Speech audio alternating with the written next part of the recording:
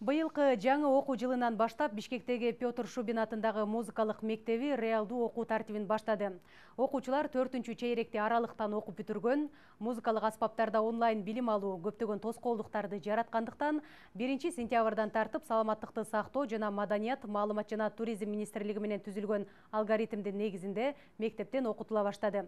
Анда санитардык эрежелер эскиге алынып, айрым өзгөртүүлөр киргизилген. Сөз кабарчыбызда.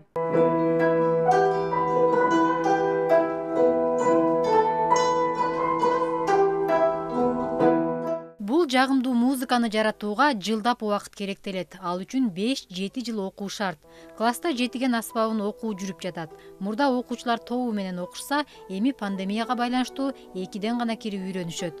Анан албетте беткап кийип, тийиштүү эрежелерди сактоого мажбур. Элина ага да ыраазы, себеби аралыктан окууда бир топ кыйынчылыктарга тушуккан. Мен телефон менен окугам, иногда связь кетип аткан болчу. Анан эчтеке түшүнүңүз болчу да, баардыгы.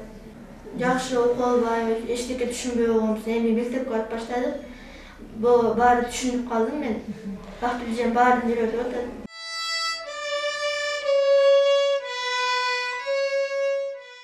Музыка тармагында аралыктан окутуу абдан эле кыйын дешет мугалимдер. Себеби айрым окуучулар аспаптарды туура эмес кармап, бойду түзөбөй отуруп алышат.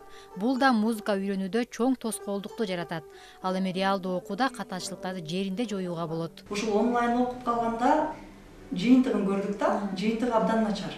Анткени аспапчылык башка өнөрдө же болбосо башка тармактарды билбейм, бирок аспапчылык өнөрү абдан кыйын болот экен. Анткени бул аспапчылык ушул окуучу менен мугалимдин ортосунда байланыш болуп туруш керек да, байланыш болуп көрсөтүп, баягы кандай гана ыкма болбосун, ошол ыкмаларды баардыгын практика жүзүндө көрсөтүлүп туруш керек. Мектепте санитардык эрежелердин баары сакталган. Келген окуучу менен мугалимдердин дене табы текшерилип, антисептик менен тазалоо жүрөт.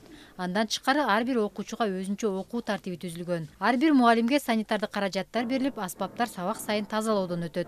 Мисалы, ар бир бала менен бир мугалим бир балага сабак өткөндөн кийин, биздики индивидуалдык да сабактарыбыз өткөндөн кийин 5 мүнөт перерыв кылат. Ошол перерывдын ичинде ар бир мугалим милдеттүү түрдө терезени ачат. Терезени ачып, ошол классты проветривать этет, андан кийин барып колун жууйт, аспаптарды обрабатывать этет, андан кийин гана кийинки окуучу менен иштегенге болот да. Мектепте 40% балдардын үйүндө аспаптары жок да.